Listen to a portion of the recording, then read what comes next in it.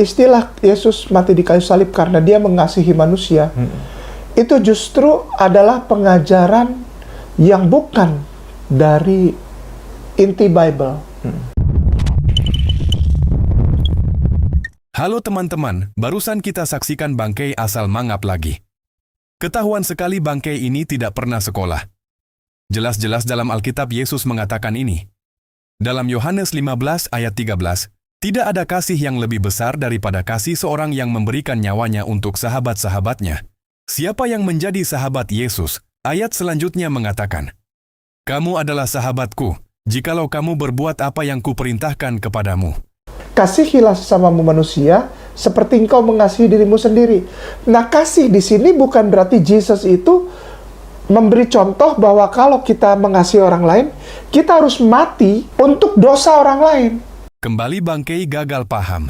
Dia pikir Yesus serta-merta datang untuk mati. Yesus tidak pernah mati untuk dosa orang lain. Yang terjadi, Yesus datang untuk menyelamatkan manusia dari dosa.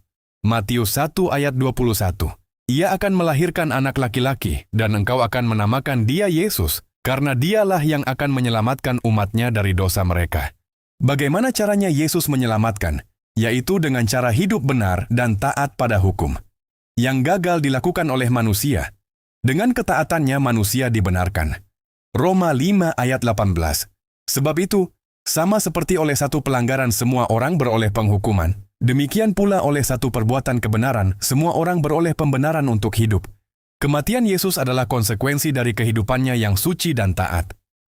Karena di sisi lain iblis berusaha membuat Yesus berdosa atau tidak taat. Maka dengan menggunakan kaki tangannya, dia membuat Yesus menyerah untuk hidup benar dan taat. Tapi Yesus memilih untuk taat sampai mati, agar supaya manusia yang percaya dibenarkan. Seperti yang dikatakan dalam Filipi 2 ayat 8.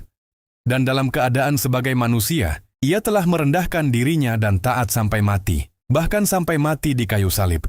Di sana dikatakan, Yesus taat sampai mati. Kenapa Yesus taat meski mati jadi taruhannya? Karena oleh ketaatannya kita dibenarkan. Roma 5 ayat 19. Demikian pula oleh ketaatan satu orang semua orang menjadi orang benar. Ini salah. Bible mengajarkannya apa? Jika ada orang berdosa, datang tegur dia. Bangkai mencampur adukan segala sesuatu yang tidak dalam konteksnya. Dia baru saja mengutip Matius 18 ayat 15. Apabila saudaramu berbuat dosa, tegurlah dia di bawah 4 mata. Jika ia mendengarkan nasihatmu, engkau telah mendapatnya kembali. Ini nasihat Yesus dalam konteks kehidupan berjemaat. Jika satu orang berbuat dosa, ditegur agar bertobat.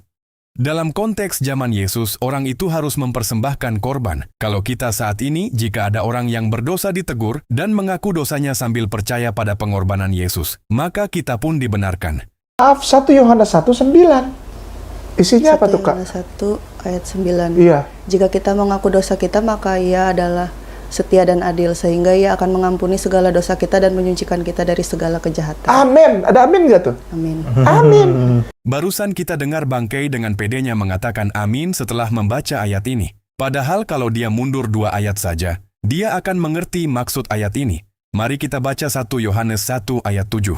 Tetapi jika kita hidup di dalam terang sama seperti dia ada di dalam terang, maka kita beroleh persekutuan seorang dengan yang lain. Dan darah Yesus, anaknya itu, menyucikan kita daripada segala dosa. Bangkai baca 1 Yohanes 1 ayat 9, tapi dia tidak baca ayat 7-nya. Apalagi kalau dia pindah ke pasal 2-nya, akan lebih jelas lagi. 1 Yohanes 2 ayat 1 dan 2. Anak-anakku, hal-hal ini kutuliskan kepada kamu, supaya kamu jangan berbuat dosa. Namun jika seorang berbuat dosa, kita mempunyai seorang pengantara pada Bapa, yaitu Yesus Kristus, yang adil, dan ia adalah pendamaian untuk segala dosa kita, dan bukan untuk dosa kita saja, tetapi juga untuk dosa seluruh dunia. Inilah akibatnya kalau bangkai hanya comot-comot ayat sesuka hatinya. Padahal kalau kita baca konteksnya, tidak seperti yang disampaikan bangkai. Tipuan bangkai ini hanya berlaku pada orang yang buta huruf dan yang tidak pernah baca Alkitab. Yang mau dukung channel Pil Pahit, silakan scan QR Code ini atau klik link di kolom komentar. Terima kasih.